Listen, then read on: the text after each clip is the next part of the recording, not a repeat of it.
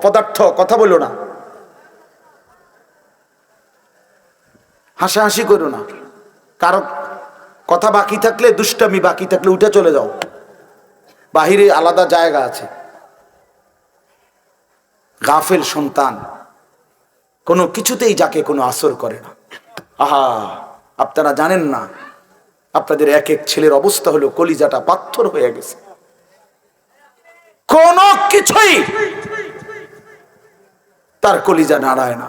এত শক্ত জানোয়ার যে খোদার 365 দিনে কোনো দিন ফজরের নামাজ পড়ে না, একদিনও না। মানুষের বাচ্চা এত বড় জানোয়ার হয় কেমনে? আরে তুই কোন মানুষের বাচ্চা? তুই কোন মার দুধ খাইলি? নাফরমান, কেমনে মানুষ হইলি তুই? এটা কি ধরনের মানুষ?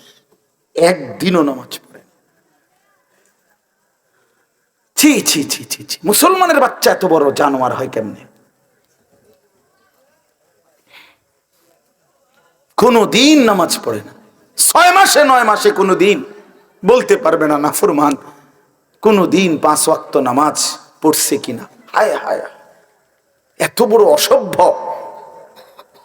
মায়ের সন্তান হয় কেমনে? বাবার সন্তান হয় কেমনে? চিন্তা কর, কোনো কিছুই। ছেলে পেলেদের হালাত হলে এই পরিমাণ লাগাম ছাড়া কিসের মা কিসের বাবা, কে তার মা কে তার বাপ, কে কি তার ধর্ম, তার আল্লাহ কে, তার রসুল কে, তারে বানাইছে কে, আসছে কোত্থেকে, কেন আসছে, কি করতেছে, কি করছে, কিচ্ছুর খবর না, কিচ্ছুর খবর না। আসে, হাঁটে, বুট খায়, বন খায়, মোবাইল টিপে, খারাইয়া মতে, বইয়া মতে, বন্ধু বান্ধবীদের সাথে আড্ডা দেয়, মেয়ের পিছনে ঘোরে, অসভ্য অশ্লীল কথাবার্তা বলে। এটা কি এটা জিন্দিগি হলো? মিয়া ভেবে দেখেন। ওফ, কোন সুস্থ স্বাভাবিক মানুষ এমন হয়? বলো ভাইয়া, বলো। রাগ করো না বাপ, কে তোমা করে মনে করাই দিবে? কেউ মনে করায় না। হা, বাবা আমারও ফিকির শেষ, শুধু টাকা রোজগারের ফিকির। দেশে থাইকা পারো, নইলে বিদেশ গিয়া পারো, কোনো না কোনো ভাবে পয়সা রোজগার করো। টাকা রোজগার করলে মা বাপ খুশি, টাকা রোজগার না করলে না অখুশি, খালাস। এরপরে ইমান আছে কিনা, ইসলাম আছে কিনা, নামাজ আছে কিনা, কোরআন আছে কিনা, আল্লাহ চিনে কিনা, হালাল হারাম কিনা, জায়েজ না জায়েজ না, এত কিছু আমার দরকার। ফুতেরে জিগায়ও না যে ফুত কামাই যে করতেছ কি হালাল কামাই করো না হারাম, না, এত কিছুর দরকার কি? টাকা দিতেছে, খাইতেছে, ঘুমাইতেছে, বিল্ডিং করতে আসে, জমি কিনতে আসে, আপেল মালটা খাইতেছে। এক ছেলে আমারে নিজে বলছে, আমি সবার ব্যাপারে বলি না, এক ছেলে আমারে নিজে বলছে, হুজুর আমি একটা দেশের নাম বলছে, যেই দেশে আমার কর্মটা ছিল, চলে আসছে ওই দেশ থেকে। আমার বলছে, হুজুর আমার কর্মটা হলো এই, মদের বার, মদের হোটেলে নারী পুরুষ উলঙ্গ জিনা ব্যভিচার করে, আমার দায়িত্ব শুধু পাশে দাঁড়িয়ে মদের বোতল নিয়ে দাঁড়ায় থাকা, যতবার তারা চায় অতবার তাদেরকে মদ গ্লাসে ঢেলে দেওয়া, তাদের হাতে তুলে দেওয়া। এর বিনিময়ে আমার মাসে বেতন 2 লাখ টাকা। মুসলমান, মুসলমান, মুসলমানের সন্তান, বাংলাদেশের সন্তান। তো এই টাকা যখন বাবা খাচ্ছেন, বিল্ডিং করতেছে, কোনো টেনশন নাই। আমি আবারও বলছি, আমি সবার জন্য বলি না, ওই বলছে দিকে ওরটা কইছি, কথা বুঝছেন না? আমি তো নাম ঠিকানা বলি নাই। এই জন্য আমার বাপ, ডাক দিয়েন না, ডাক দিয়েন না, একজনও ডাক দিয়েন না, অসভ্যরে ডাক দিয়েন না। হ্যাঁ হ্যাঁ, ডাক দিবেন কেন? হাইওয়ানকে ডাক দিবেন কেন? শুনেন, আপনারাই শুনেন, এত এত মানুষ শুনতে হবে না, কোনো অসুবিধা নাই, কোনো অসুবিধা নাই। আমি তো এটাই বুঝাইতে চাইতেছি। প্রত্যেকটা মানুষ আজকে মুসলমান আমরা ঘর দেখায়, ফার্নিচার দেখায়, বিল্ডিং দেখায়। হুজুর দোয়া করেন, ঘরটা করছি, কত দোয়া করে, কিতা দোয়া করতে হবে না, কিতা দোয়া করতে, বিল্ডিং এর দোয়া কিতা, আবার ইট বালুর লেগে দোয়া করে লাভ কি বেড়া? হুজুর মোটর সাইকেল কিনছি, কত দোয়া করে দেন, কিতা দোয়া করতো, কি মোটর সাইকেলের দোয়া কিতা? আবার আজীব লাগে না? বাস্তব এগুলো ছাদ ডালাই দিব আজকে, হুজুর কত দোয়া করে দেন, ছাদ ডালাই দোয়া।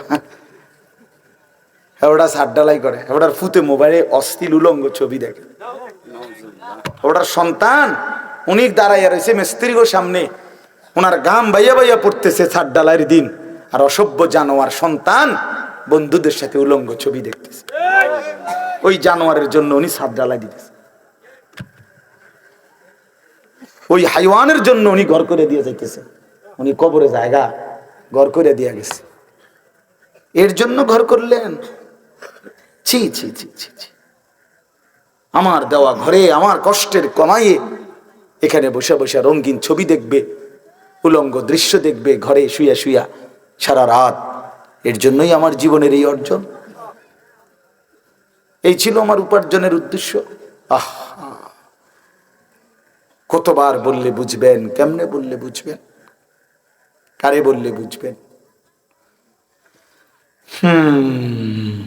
আল্লাহ মাফ করে দেন। চলেন বাপ, তো বলতেছিলাম আল্লাহ তাআলা ইসরাফিল আলাইহিস সালামকে বলবেন আবার ফু দাও। তো তিনি দ্বিতীয়বারের মতো ফু দিলে জমিন আবার ভূমিকম্প শুরু হবে। এই ভূমিকম্পে জমিন কাঁপতে কাঁপতে এইবার জমিনের তলদেশে ওই প্রথমবার ফু দেওয়াতে ভূমিকম্প কাঁপতে কাঁপতে সব উপরে যা ছিল সব নিচে চলে গেছে। মনে আছে নি? এটা কইছি। তাহলে উপরটা কি? ফাঁকা। এইবার নিচে যা ছিল সব উপরে চলে আসবে। এই আসলেই এটা হাসরের মাঠ। সমস্ত নিচের জিনিস যা কিছু, একেবারে মানুষ, গরু, ছাগল, হাঁস, মুরগা, জিন, ইনসান, গদ, দুয়ার, বাজার, ব্যবসা, দোকান, টাকা, হীরা, জহরত, মণি, মুক্তা, টাকা পয়সা, অর্থবিত্ত, সব সোজা কথা জমিনের তলদেশের সব কিছু জমিনের উপরে উঠে আসবে। এই উঠে আসলেই এইটা হাসরের মাঠ। এইটা, এই হাসরের মাঠ কোনটা জানেন? এই যেখানে বসে আছেন এখন, এটাই হাসরের মাঠ। এই জমিনের উপরেই হাসরের মাঠ। বাকি শুধু আল্লাহ কোরআন বলছে ওয়া ইদাল আরদু মুদ্দাত, আমি আল্লাহ জমিনটাকে টেনে আরো লম্বা করে দেব, আরো বড় করে দেবো আর কি, প্রশস্ত করে দেবো। কারণ ওই যে পিসের মানুষ খারাপ লাগবে না? মানুষ তো দাঁড়াইব সেই আদম আলাইহিস সালাম থেকে নিয়া, তো মানুষ বেশি না? মানুষ, গরু, ছাগল, হাঁস, মুরগা, জিন, ভূত সব খারাপ না? সব দাঁড়াবে তো। এই জন্য আল্লাহ তাআলা বলেন জমিন আমি প্রশস্ত টেনে দিব, লম্বা করে দিব, এতটুকু। বাকি এটাই হাসরের মাঠ, এটাই হাসরের মাঠ। এই কথাটাই এখানে আল্লাহ তাআলা উল্লেখ করছেন। ইদা জুলজিলাতিল আরদু জিলজালাহা, যখন দ্বিতীয়বারের মতো ইসরাফিলের ফু দিলে জমিনের ভূমিকম্প শুরু হবে। ওয়া আখরাজাতিল আরদু আসকালাহা, আল্লাহ তাআলা বলেন তখন জমিন তার তলদেশে যা ছিল সমস্ত জমিনের তলদেশে, এগুলো এতদিন জমিনের বোঝা ছিল, বোঝা মানে মাটির নিচে, এগুলো সে মনে যেন ফোজা কান্দে লইছে। এবার ওয়া আখরাজাতিল আরদু আসকালাহা, জমিন তার বোঝা মানে জমিনের তলদেশে যা ছিল সে এবার তা জমিনের উপরে উঠাই দিবে, উপরে উঠাই দিবে। এরপরে আশ্চর্য কথা শুনেন, এর পরের কথাটার জন্য রাসূলুল্লাহ সাল্লাল্লাহু আলাইহি সাল্লাম হাদিসে বলছেন, এই ভাই শুনেন, ছেলেরা তোমরাও শোনো। নবী সাল্লাল্লাহু আলাইহি সাল্লাম বলেন এই জমিনের তলদেশ থেকে যখন সবকিছু উপরে উঠে আসবে তখন অর্থ সম্পদ, হীরা জহরত, মণি মুক্তা, স্বর্ণ রৌপ্য, এগুলো স্তূপ আকারে উঠে আসবে জমিনের উপরে, মানে হাসরের মাঠে।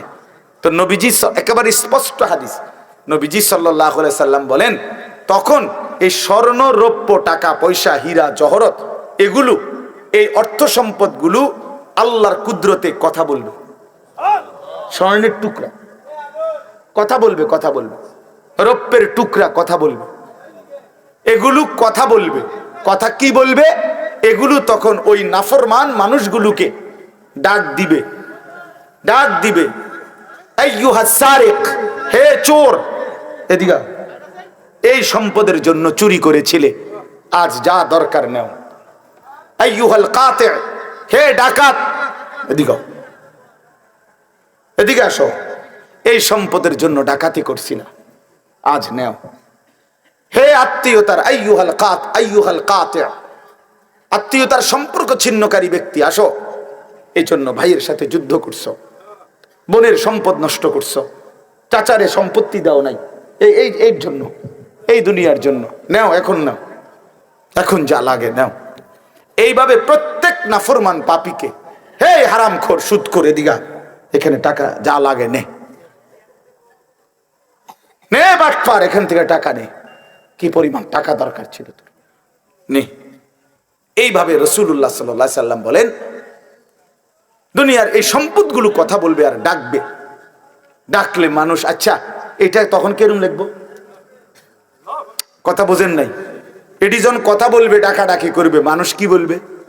লোকেরা তো সবাই দাঁড়াইছে, মানুষও তো দাঁড়াইছে, তারারই তো ডাকতেছে, তো তারা কি বলবে? ওয়াকালাল ইনসানু মা লাহা, আল্লাহ নিজেই বলতেছে, লোকেরা তখন মানুষগুলো বলবে, মা লাহা, এটা কি হলো? আরে এটা কি কারবার? এগুলো কথা বলে কেমনে? এগুলো কি কয়? এরা আমারে চিনলো কেমনে? আমি যে সিটার, আমি বাটফারে চিন্না লাগলো, ইন্নারিল্লাহ, একেবারে পুরা ধরা, অনবিচার আচার কিছুই শুরু হয়েছে না, এখনই বেজ্জুতি, বাকিটা তো অবস্থা খারাপ। মানে অর্থাৎ মানুষগুলো অবাক হয়ে বলবে, মা লাহা, কি হলো জমিনে, কি হলো এগুলোর, এরা এমন করছে কেন, এরা কথা বলছে কেন? আহ, আল্লাহ বলেন, ইয়াউমাইদিন তুহাদ্দিসু আখবারাহা, আল্লাহ তাআলা বলেন, বান্দা হে কি দেখছো হবে? এই মাত্র দেখলা স্বর্ণ রৌপ্য টাকা পয়সা কথা বলে, এখনে না দেখবা আসল খেলাটা। ইয়াউমাইদিন তুহাদ্দিসু আখবারাহা, আল্লাহ বলেন এখন দেখবা সরাসরি এই হাসরের মাঠে তোমার সামনে, তোমার পায়ের নিচের জমিন, তোমার পুরা জিন্দেগীর কথা, তোমার যত তথ্য, ভালো কিংবা মন্দ, নেক কিংবা গুনাহ, তোমার সমস্ত কিছু, রাতের কিংবা দিনের, একাকী কিংবা প্রকাশ্যের, গোপন কিংবা আড়ালের, আল্লাহর কসম জমিন সবটা এখন তোমার সামনে বলে দিবে। ইয়াউমাইদিন তুহাদ্দিসু আখবারাহা, রব্বুল আলামিন বলেন জমিন সবটা কথা বলে দিবে, ভালোটাও মন্দটাও, আলোটাও অন্ধকারটাও, একাকীও অন্ধকারেও, প্রকাশ্যেও, সবার মাঝেও, সব বলে দিবে। রাতের চুরি বলে দিবে, রাতের তাহাজ্জুদটাও বলে দিবে, মদের আড্ডার কথাও বলে দিবে, জুয়ার আড্ডার কথাও বলে দিবে। সারা রাত যুবক উলঙ্গ ছবি দেখেছ, আল্লাহর কসম সেটাও বলবে। যে যুবক মালিকের সেজদা দিয়েছে সেটাও বলবে। তাহাজ্জুদ শোনাবে, আবার সবার সাথে যে জামাতে নামাজ পড়েছে এটাও বলবে, সব কিছু বলে দিবে। আল্লাহ বলেন যদি মানুষ ভাবতে চাও জমিন কিভাবে কথা বলে, স্বর্ণরৌপ্য কিভাবে কথা বলে, আল্লাহ বলেন বিআন্না রাব্বাকা আওহা লাহা, আল্লাহ তাআলা আদেশ করেছেন বলেই কথা বলে। আল্লাহ বললে, হুকুম করিলে আল্লাহর গোটা কায়নাত, গোটা সৃষ্টি জগৎটাই কথা বলে। ওয়া শাহিদা আলাইহিম সামউহুম ওয়া আবসারুহুম ওয়া জুলুদুহুম বিমা কানু ইয়ামালুন। আল্লাহ বলে হাসরের ময়দানে বান্দা, তোমার কান, তোমার চোখ, তোমার সারা দেহের চামড়া, জুলুদুহুম, তোমার সারা দেহের চামড়া, হাসরের ময়দানে তোমার পুরা জিন্দেগীর কর্মকাণ্ড বলে দিবে। চামড়াগুলো বলবে, চামড়া, মানুষের শাহওয়াত চামড়াতে। এই জন্য সমস্ত যৌনতার ঘটনা, অসভ্যতার ঘটনা শরীরের চামড়া বলে দিবে। মানুষের শাহওয়াত চামড়ায়। কথা বুঝছেন কিনা? হ্যাঁ, চরমে চামড়ার মধ্যে শাহওয়াত, কামনা, বাসনা, যৌন চাহিদা। এই জন্য যত লোক দেখবেন বিভিন্ন হসপিটালে যত ডাক্তার চর্ম রোগের ডাক্তার, তত লোক যৌন রোগেরও ডাক্তার। হ্যাঁ, চর্ম ও যৌন রোগ বিশেষজ্ঞ, এটা এটা একই বিষয়, একই চ্যাপ্টার। চামড়া মানে আল্লাহ তাআলা বলেন তোমার চামড়া বলে দিবে কত রাত কত দিন নারীর প্রতি অবৈধ আগ্রহ, অশ্লীলতার, বেহায়াপনার, অসভ্যতা করেছিলে।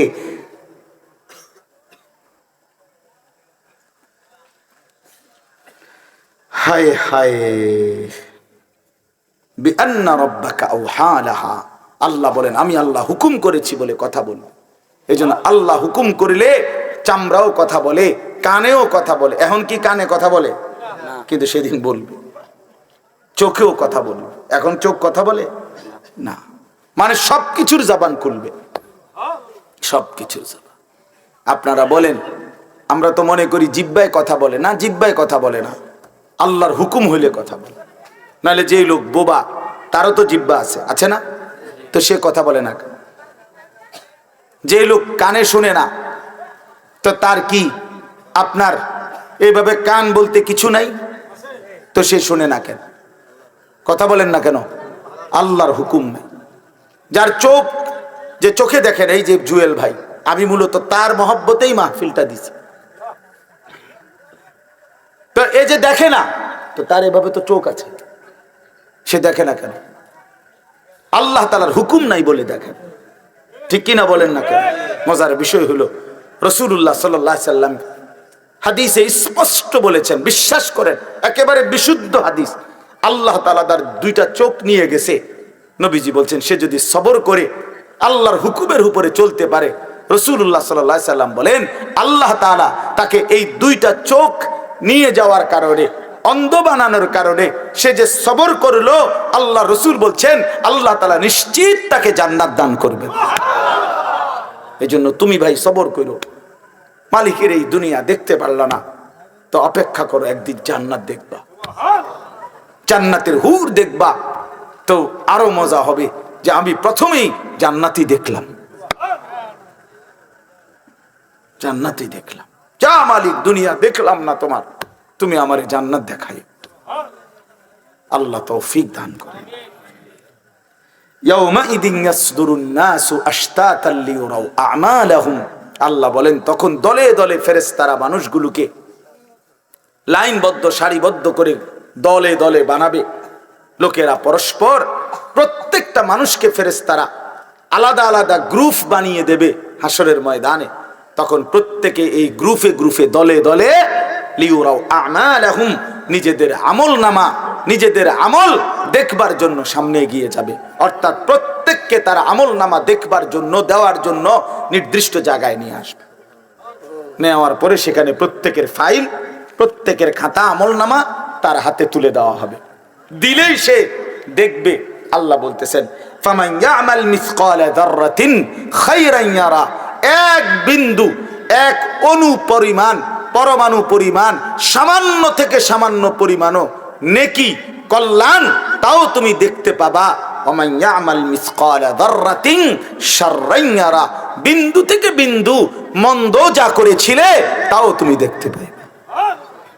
এক জাররা, মূলত জাররা বলে তাফসীরের মধ্যে লিখছে লা ওয়াজনা লাহু লা জিনাতা লাহা, যেটার কোনো ওজন হয় না, এত সামান্য, এত সামান্য, ওজন নাই। মানে 100 গ্রামও না, 10 গ্রামও না, 1 গ্রামও না, আধা গ্রামও না, এত সামান্য। এটা কোনো ওজন নাই, ওজন নাই, ওজন আসে না আর কি, ওজনে হয় না, এরে বলে জাররা। তাফসীরের মধ্যে লিখছে কোন ব্যক্তি, হযরত আব্দুল্লাহ ইবনে আব্বাস বলেন, কোন ব্যক্তি যদি মাটিতে এমনি হাত মারে, মানে হাত লাগাইয়া আবার উঠাই লাইছে, তখন এই যে বালুগুলো লাগছে, এই বালুর যেগুলো হাত থেকে ঝরে পড়ে কণা, এগুলো তার চাইতে সামান্য এক জাররা। আমার উস্তাদ বলছিলেন ছাত্র জীবনে আমাদেরকে, যে মানুষ যে কাপড় ধুইয়া চিপে, কাপড় এমনি চিপ্পা রৌদ্র দেয় না, মানে চিপ্পাই তো ফানি ফালায়, তো কাপড় চিপ্পা সাইরা মানুষের একটা স্বভাব হইল রৌদ্র দেওয়ার আগে এটার একটা ঝাড়া মারে, লুঙ্গিটারে একটা আগে কি মারে, ঝাড়া দিয়া এরপরে দেয়। এই যে লুঙ্গিটা ঝাড়া দিলে যে ছোট্ট ছোট্ট ছোট্ট পানির ফোঁটা ছিটকাইয়া পড়ে, এই ফোঁটা এগুলো পিচ্ছি পিচ্ছি, এগুলো এক একটা জাররা অথবা তার চাইতে ছোট। এটার ওজন আসবে না, এটা 1 গ্রামও হবে না, আধা গ্রামও হবে না। এই সামান্য ভালোটাও তুমি দেখবা, মন্দটাও দেখবা। কেমনে আড়াল করবেন ভাই? নিজেকে আড়াল করবেন কেমনে? বাপ যুবক, তুমি কেমনে আড়াল করবা? কোরআন শরীফে আছে, আল্লাহ বলেন ইয়াউমা তুবলাস সারাইর, বান্দা আমি হাসরের ময়দানে তোমার অন্তরের গোপন বিষয়গুলো, যেগুলো কেউ শুনে নাই, তুমিও বলো নাই, শুধু মনে মনে কল্পনা করছিলা ভালো কিংবা অসৎ, সেগুলো হাসরের ময়দানে তোমার সামনে খুলে দেব। হ্যাঁ, আফালা ইয়ালামু ইযা বু'সিরা মা ফিল কুবুর ওয়া হুসিলা মা ফিস সুদূর। আল্লাহ তাআলা বলেন এই বুকের ভিতরে, অন্তরের ভিতরের যেই কথাগুলো, সেগুলো খুলে দেব। এই জন্য আজকে আমার কথা এখানে শেষ। আমি এতটুকু কথাই বলতে চাই, এই 99 নম্বর সূরাটা আমাদেরকে এই কথার সবক দিচ্ছে যে আমরা আমাদের জিন্দেগির 1 সেকেন্ড, একটি নিঃশ্বাস আড়াল করবার সুযোগ নাই। হিসাব দিতে হবে, হিসাব দিতে হবে। 1 মিনিট, 1 সেকেন্ড, 1 পলক, 1 লম্হা, 1 মুহূর্ত আমাদের আড়াল করবার সুযোগ নাই ভাই। ভালোটার প্রতিদানও নিতে হবে, মন্দটারও প্রতিদান নিতে হবে। তাইলে কেন জীবন নষ্ট করব? কেন হায়াত নষ্ট করব? আমার অনুরোধ রইল, যতগুলো যুবক ছেলে আছো ভাই, তোমাদের কাছে অনুরোধ, মাওলানা কথা বলবে, এরপরে আরো একটু বয়ান হলে এরপরে দোয়া হবে, কিন্তু আমার মাঝখান দিয়ে এই কথাটাই আমি অনুরোধ করে বললাম, প্রত্যেকেই দয়া করে আল্লাহর ওয়াস্তে নিজের জীবনের কদর করো ভাই। আমার এটাই শেষ কথা। যুবক ছেলেরা, তুমি আমার সাথে এখন যাইবা না, আমিও তোমার সাথে যাব না।